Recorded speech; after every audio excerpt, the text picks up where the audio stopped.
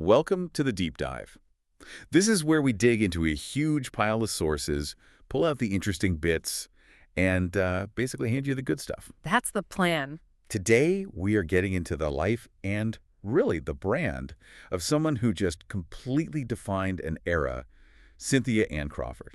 Cindy Crawford, yeah. Of course. I mean, if you were alive and paying attention in the 80s and 90s, her face was everywhere, like truly everywhere. Fashion, pop culture. Absolutely unavoidable. And the sources, they back this up. By 1998, get this, she was already on over 500 magazine covers around the world. 500, that's not just famous, that's total media saturation, right? Exactly. It shows this incredible power she had over the global media landscape for, well, more than a decade. Yeah, and she was, one of the original supermodels. That term gets thrown around. But she was core to that group that really became household names. Yeah. Way beyond just the runway. But our mission today, it's a bit deeper.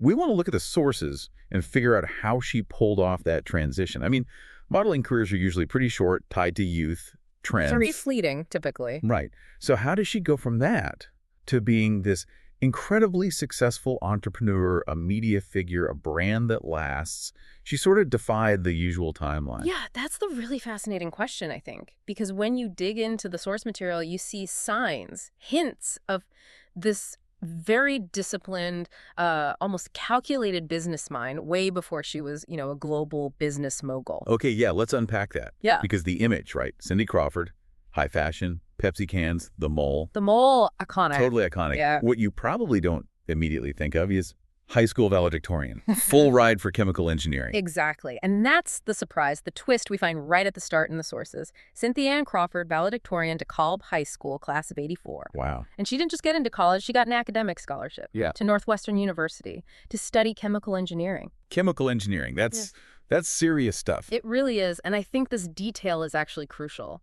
It points to this underlying brain power, this focus, this analytical skill that you just don't typically associate with the modeling world. Right. I mean, the kind of thinking you need for Kemeng, it feels connected somehow to how she later built her whole business empire. It's systematic. Okay, so let's rewind, set the stage.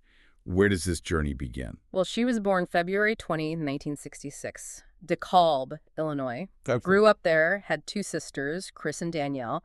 But there's also this really tragic event early on that the sources emphasize, and she's talked about it too. Oh, right. Her brother. Yeah, her younger brother, Jeffrey. He died of childhood leukemia when he was just 3 years old. Oh, that's heartbreaking. And so young. Incredibly young. And according to the sources and her own accounts, this loss really shaped her outlook profoundly. It became this driving force behind a lot of her charity work later on. Gives it real depth, yeah. Definitely. But back to her own path, it really seems like this mix of, well, talent, but also just pure luck, a twist of fate. She wasn't one of those kids dreaming of modeling, sending photos out. No, she was hitting the books. Exactly. Focused on academics. So how did the modeling even start? I heard it was kind of accidental. Yeah, almost like a movie plot. Sophomore year of high school, she gets this phone call saying, hey, we want you to model. Turns out, total prank by some kids at school. Oh, seriously. That's brutal. Classic high school stuff, right? But, even though it was fake, the sources suggest maybe it planted a little seed.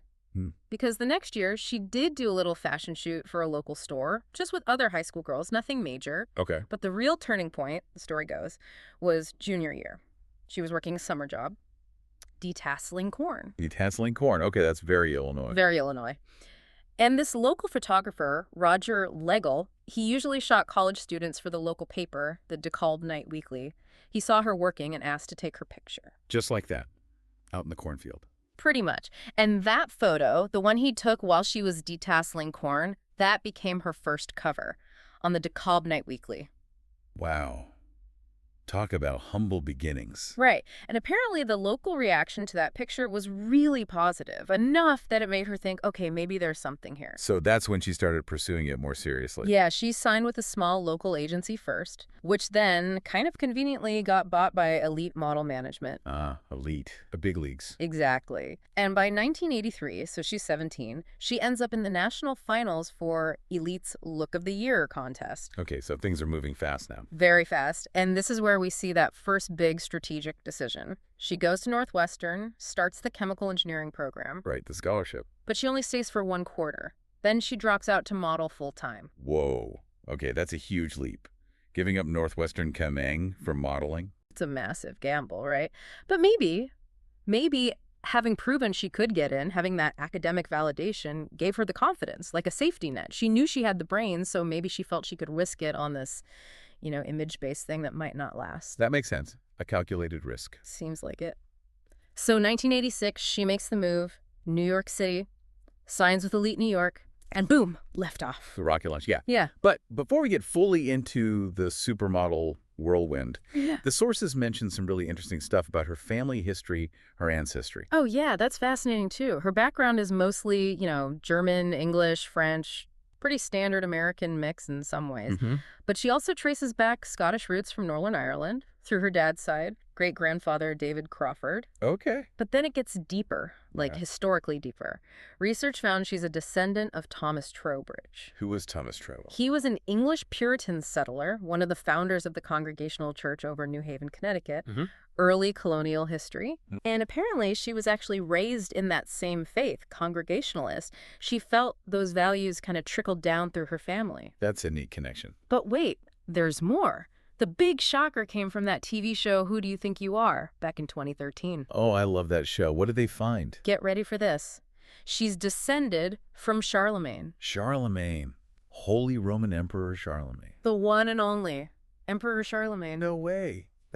That's incredible. Talk about deep roots. Isn't it? It puts her whole story in this massive historical context, not just, 90s fashion icon, but lineage stretching back over 1,000 years to European royalty. It's kind of mind-blowing. Seriously. Okay, so from Charlemagne. Right, let's jump back to the slightly more recent past, the supermodel genesis. Basically, 1986 to 1991, moving to New York in 86, signing with Elite, that was the launch pad. And she quickly became part of that group, right? The ones who really earned the supermodel title. Absolutely. That iconic British Vogue cover from January 1990, that's the moment many people point to. Oh, yeah, the Peter Lindbergh shot. That's the one.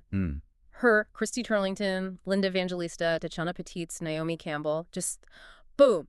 It wasn't just a fashion photo, it was a cultural statement. It cemented them as the group, and it gave them incredible power in the industry. Yeah, you could feel that collective energy. And that power immediately spilled out of magazines. Later that same year, 1990, that same group, they all starred in George Michael's Freedom 90 music video. Oh, that video. Yeah. Still amazing. Lips syncing the lyrics. Totally. And that was huge. It took them from being these, static images in magazines to being dynamic, moving pop culture figures, reached a whole different audience, massive visibility boost. And she kept using music videos, didn't she? She did. She was in that John Bon Jovi Christmas song video in '94. Please Come Home for Christmas, yeah. Right. Then, much later, she played one of the band members in Duran Duran's Girl Panic video in 2011. Oh yeah, hers John Taylor. That was fun. And then even Taylor Swift's Bad Blood video in 2015. She was the headmistress. Huh. Right, so her face, her image, it really stayed relevant across 3 decades of music videos. That's impressive staying power. Totally. So let's talk about the specifics of the look, the brand elements. Height, 5'9.5", brown hair, brown eyes. Measurements, classic for the era, 34, 25.5, 3 to 6. Standard model specs, maybe? Yeah, but the thing that made her instantly recognizable, her trademark. The mole. The beauty mark. Right above her upper lip, it became so famous, it was almost like its own entity. Didn't they joke about it in an ad? They did. There was this Australian ad campaign for flavored milk where she's in the commercial and she literally licks off the mole. That's hilarious. Shows incredible confidence in your brand recognition. Exactly. Right? It's like, yeah, this mole is so famous we can make jokes about it licking it off. It makes her image stick. Instantly identifiable, which is gold for marketing. Was she compared to anyone else early on? Yeah, the sources mentioned she was sometimes called Baby Gia because she resembled Gia Karangi, the model who had that really tragic story. Ah, right. Yeah. But Crawford's path was obviously very different, very managed. Very managed. She was clearly in control. And her influence wasn't just about her face. We see proof of her immediate fashion clout with that red dress. Oh, the Versace dress at the Oscars. Yes. The 63rd Academy Awards, 1991.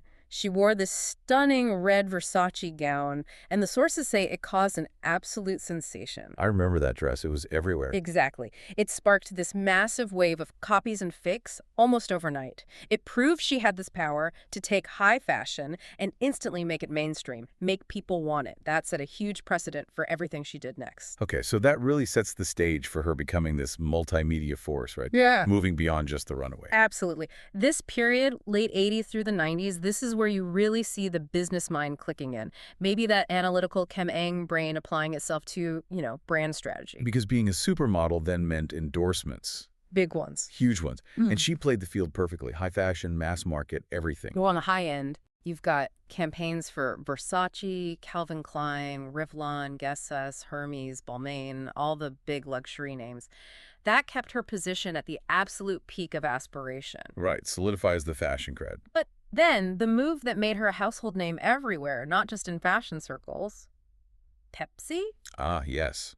The Pepsi ads, that can, the cut-off shorts. Iconic Americana. Yeah. Especially that 1992 Super Bowl commercial. That ad just burned itself into the collective consciousness. It really did. They keep referencing it, even now. Exactly. It was remade in 2016 and then again just recently in 2023 for that one Margarita remix song video. The fact that a single commercial still resonates 30 years later, that's incredibly potent branding. So how did she manage both? The high fashion and the, selling soda? That was her genius, I think. Her image somehow managed to be both totally elite and aspirational, but also kind of approachable, relatable. Yeah, she didn't seem intimidating, maybe. Something like that. So she could sell fancy Omega watches, right? Yeah. But also Maybelline makeup at the drugstore and Clairol hair dye. She navigated both the luxury and the mass consumer markets at the same time, seamlessly. And she wasn't just the face, right? She started taking control behind the scenes, too. Big time. MTV's House of Style. From 1989 to 1995, she wasn't just the host, she was the host and executive producer. Executive producer, that's key. Crucial. It gave her control over the content, over her image. It positioned her as an authority, someone shaping the conversation about fashion, not just someone being featured in it. That's a power move. A shift from model to media exec, basically. Exactly. And that momentum carried right into her fitness ventures. This is where you almost see the engineer again applying systems thinking, but to the body. Ah, the workout videos. Those were huge. Massive. She launched them through her own company, Crawdaddy Productions, with Good Times Home Video. The first one, Cindy Crawford. Shape Your Body workout in 1992 with that trainer Radu Teodorescu. It wasn't just another celebrity tape, it was a phenomenon, sold millions. Everyone was doing it. I think my mom had that tape. Probably. Right. And it was so successful, she followed it up strategically. Cindy Crawford, the next challenge workout in 93. Okay. But then the really clever one was Cindy Crawford, A New Dimension in 2000.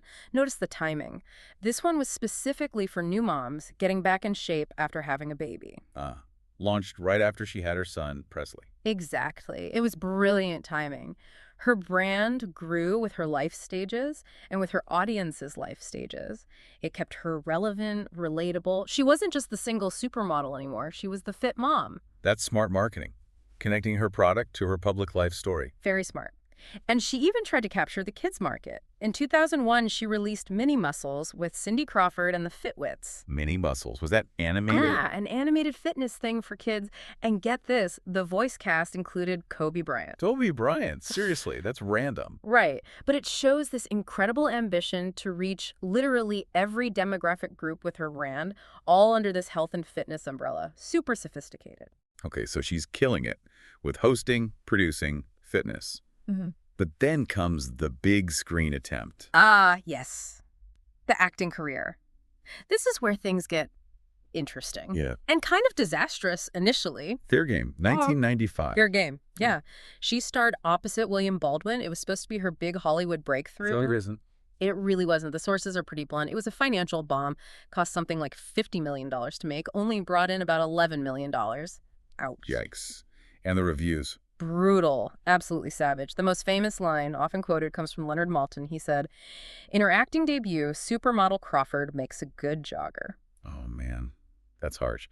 But why? She was so good on camera hosting House of Style. Yeah. Why didn't it translate to acting? That's the million-dollar question, isn't it? The sources sort of suggest it might have been a brand mismatch. Her whole persona, especially with the fitness stuff, was built on being somewhat real, approachable, authentic. You believed her as a host, as a fitness guide. Right. But Fair Game was this big, glossy, over-the-top action thriller. She was playing this tough lawyer on the run. Maybe audiences just couldn't buy the approachable supermodel next door in that kind of hyper-dramatic role. It clashed with the brand she'd carefully built. So a tough lesson in brand extension, maybe. Seems like it. A critical learning curve about where her image could stretch and where it couldn't, at least not in that way. Did she try acting again after that? She did, yeah, but maybe more cautiously. Or in roles that played more on her existing fame. She was in an ensemble film called The Simian Line in 2001. It didn't make much noise, but apparently her performance wasn't singled out for criticism this time. Okay. And she did guest spots, often playing herself or funny characters. Like she was on Third Rock from the Sun, playing an alien, Masha, one of the invading Venusians. Okay, that fits the humor. Right. And Frasier, Muppets Tonight, Wizards of Waverly Place. Roles that leveraged her celebrity rather than asking the audience to forget she was Cindy Crawford. Gotcha. Let's talk about some of the other, maybe unexpected things she did. The sources mentioned some real side hustles, like that George magazine cover. Oh, yeah, the George cover. That was a moment, 1995. It was the very first issue of John F. Kennedy Jr.'s political magazine. Right, a big launch. Huge launch. And they needed maximum impact. Who did they put on the cover? Cindy Crawford. Dressed as George Washington. Wig and all. That was definitely memorable. And controversial, maybe. A bit, but mostly just attention-grabbing. And it worked. The American Society of Magazine Editors later called it one of the best covers of the last 40 years. Wow. So was it a political statement or just pure celebrity power lending itself to a launch? Hard to say definitively from the sources, but you have to assume it was highly strategic. Using her instantly recognizable face, combined with that powerful American iconography, it guaranteed headlines. Massive visibility for the new magazine. Smart move, regardless of the politics. Okay, that makes sense. But maybe the weirdest side job listed. Magician's assistant. Ah, yes. That one is pretty wild. Late 90s, apparently she filled in sometimes for Claudia Schiffer in David Copperfield's stage show. Wait, Claudia Schiffer was Copperfield's assistant. Oh, right, they were engaged then. Exactly. So when Schiffer couldn't do it, sometimes Cindy stepped in. Doing what? Just standing there looking glamorous? Nope. The sources say she was actually participating in the big illusions, like getting levitated, put in a guillotine. Seriously, getting guillotined. Apparently. And doing that classic double sawing illusion where both she and Claudia would get sawn in half and then put back together with their bottom half swapped. Okay, that's officially surreal.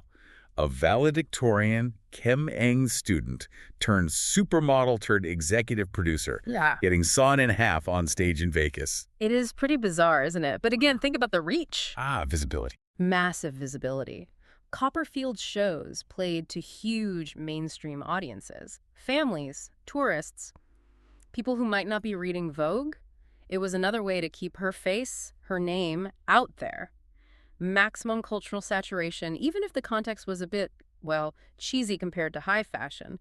It shows she was willing to use any platform. Okay, that tracks. So moving into the 2000s, she makes this big shift. Yeah, around 2000, she makes a very deliberate move. Quits full-time modeling, still does occasional magazine shoots, special appearances, but she steps back from the day-to-day grind. But she didn't disappear. Not at all. It wasn't retirement. It was a pivot. A strategic rebranding, really.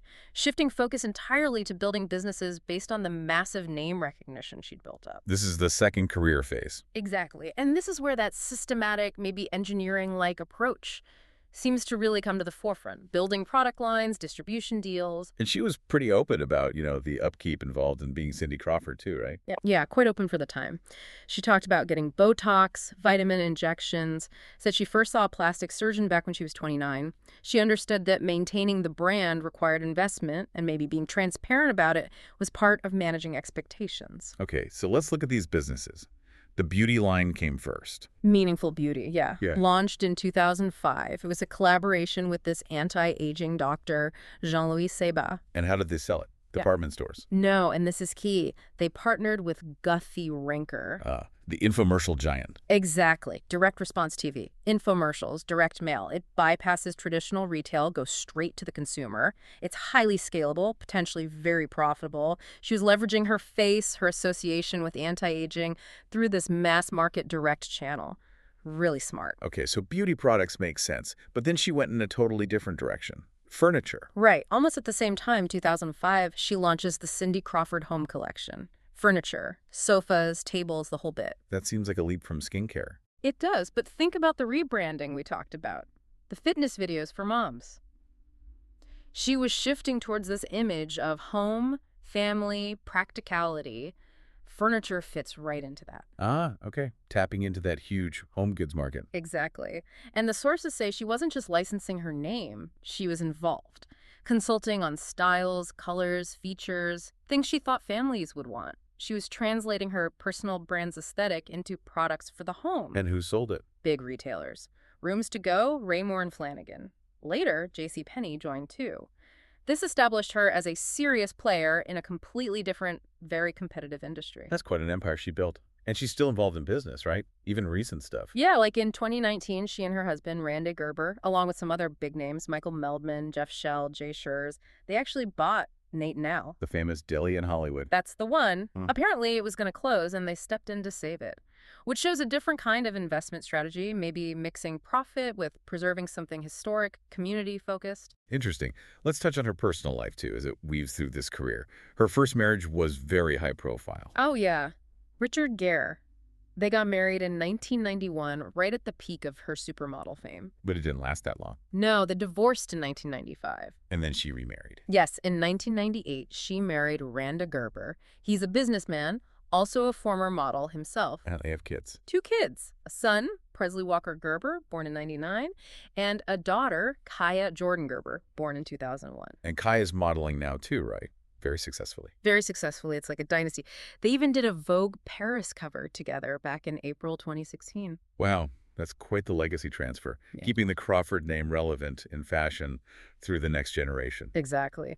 And speaking of looking back and owning the narrative, she was involved in that big Apple TV Plus documentary last year, The Supermodels. Oh, right, with Naomi, Christy, and Linda. Yeah. And she wasn't just interviewed, she was listed as an executive producer on that too. So again, actively shaping how that whole era, her era, is remembered, maintaining control of the story. Smart. Okay, finally, let's circle back to something you mentioned early on, her charity work. The sources emphasize this was a major long-term focus. Absolutely. And it all stems back to the loss of her brother, Jeffrey, to childhood leukemia. That seems to be the driving force. She said he's still one of the most influential people in her life. So what does she support specifically? Her main focus has been the pediatric oncology program at the University of Wisconsin-Madison. That's where Jeffrey was treated. She's been a supporter for decades. How does she support them? Fundraising? Yeah, fundraising, awareness. She used to donate proceeds from her calendars back in the day to medical research. She's also an honorary board member for the Multiple Myeloma Research Foundation. And she even tied her iconic ads to it, right? Yes, that's brilliant. In 2021, she recreated the famous 1992 Pepsi ad pose, working with photographer David Yarrow, and the whole point was to raise money for the American Family Children's Hospital in Madison. Wow. Using that 30-year-old pop culture moment for philanthropy today, that's savvy. Incredibly savvy. It shows the enduring power of that original branding and her commitment to the cause. She's also involved with Ronald McDonald House Charities. Any political activity mentioned? Some. The sources note she endorsed Barack Obama back in 2008. But they also point out she specifically denied reports that she endorsed Mitt Romney in 2012. So maybe trying to stay somewhat neutral overall. Seems like it. Probably smart for maintaining a brand with broad appeal, especially as things got more polarized. Carefully navigating that space. Okay, so pulling this all together, what's the big picture? We started with this 90s icon. Yeah. But the sources reveal so much more, right?